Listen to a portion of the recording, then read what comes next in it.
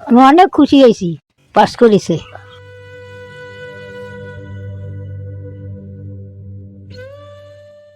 কেননা ও কথা বলতে পারে না, ও ইশারা ছাড়া কিছুই বোঝে না। নমস্কার, ডিবি নিউজে আপনাদের স্বাগত। অদম্য ইচ্ছেশক্তি আর মাথার উপরে ছাতা ধরার যদি কেউ থাকে, তবে দারিদ্রতা, শারীরিক প্রতিবন্ধকতা এগুলো কখনোই একজন স্টুডেন্টের এগিয়ে যাওয়ার ক্ষেত্রে বাধা হতে পারে না। তার সব থেকে বড় প্রমাণ ক্যামেরায় যাকে দেখছেন, এই সুপ্রিয়া।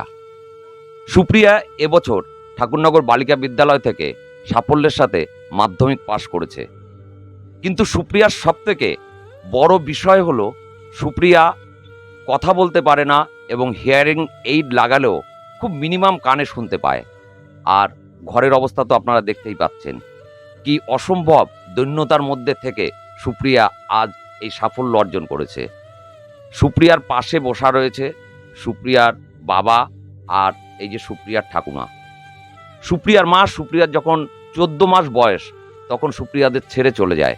সুপ্রিয়া শুধু লেখাপড়ায় দক্ষ নয়, মূকাভিনয়, নাচ সমস্ত কিছুতেই সুপ্রিয়া তার দক্ষতা দেখিয়েছে অনেক দিন ধরে।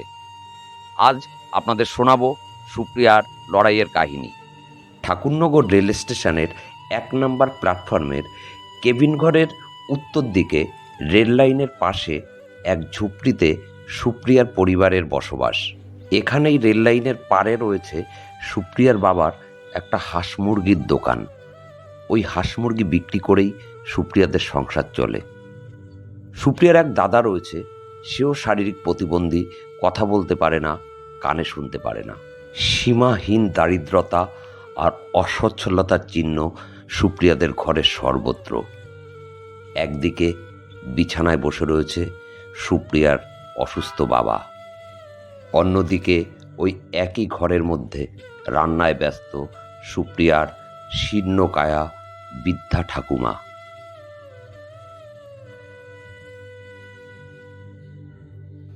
সংসারের কাজে প্রতিনিয়ত হাতও লাগাতে হয় এই কথা বলতে না পারা, কানে শুনতে না পারা মাতৃহারা অসহায় মেয়েটিকে।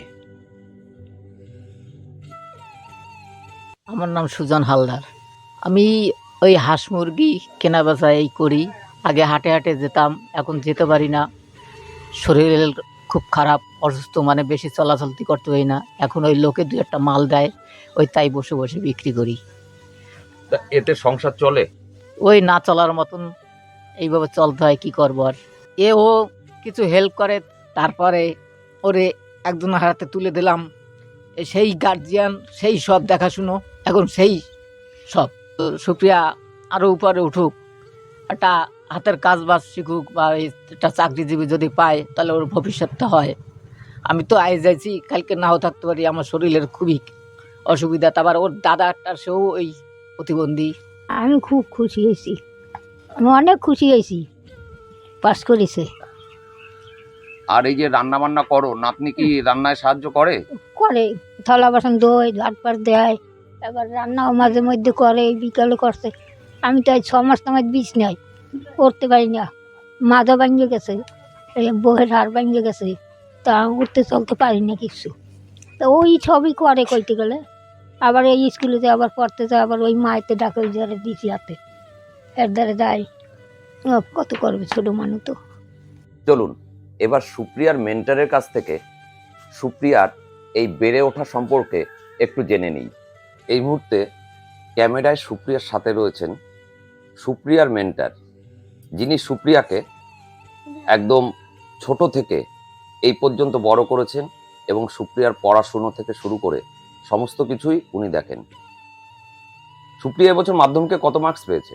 এবছরও 391 পেয়ে পাশ করেছে। মাধ্যমিক পাসটা গার্লস স্কুল থেকে করেছে। আসলে গার্লস স্কুলের সাবজেক্টগুলো ওকে টিউশন দিতে হবে, তো ওকে তো সবাই সেভাবে পড়ানো, ও তো কানে শুনতে পায় না, বলতেও পারে না।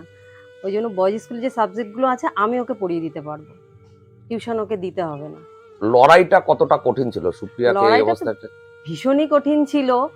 তো চেষ্টা করেছি, ওরও চেষ্টা ছিল, ওকে বোঝাতে তো একটু কষ্টই হতো, তবুও চেষ্টা করেছি, এইটুকু করতে পেরেছি। সুপ্রিয়া দারুণ মূকাভিনয় করে, তার জন্য কৃতিত্ব হচ্ছে আমার হাজব্যান্ডের। ও শেখায় ওকে মূকাভিনয়, আর নাচ পারে, ভীষণ ভালো নাচ পারে। কানে ওই মেশিন দিলে হালকা শুনতে পায়, তো নাচটা ভীষণই ভালো করে। চেষ্টা করছি আর কি, দেখি ভবিষ্যতে কতদূর করতে পারি, এইটুকুই বলতে পারি। ভগবানের ইচ্ছা আর আমার চেষ্টা, ওরও চেষ্টা। সত্যিই খুবই গর্বিত। ঠাকুরনগর বালিকা বিদ্যালয়ের স্টুডেন্ট হিসাবে সুপ্রিয়াকে আমরা পাই ক্লাস 5 থেকেই। মেয়েটার আগ্রহ ছিল অদম্য, এবং আমাদের শিক্ষিকাদেরও সবারই ওর প্রতি একটা অন্যরকম সহানুভূতি ছিল।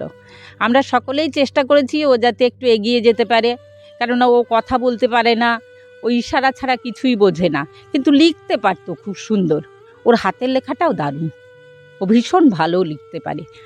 খুবই কষ্ট করতে হয়, কেননা এই জাতীয় পরিকাঠামো যতদিন না চালু হচ্ছে ততদিন আমাদের টিচারদের এইভাবেই এগিয়ে যেতে হবে। কিন্তু এই জাতীয় পরিকাঠামো যদি থাকতো তাহলে মনে হয় আমরা আরেকটু সাফল্যের সাথে আর কি মেয়েদেরকে এগিয়ে নিয়ে যেতে পারতাম।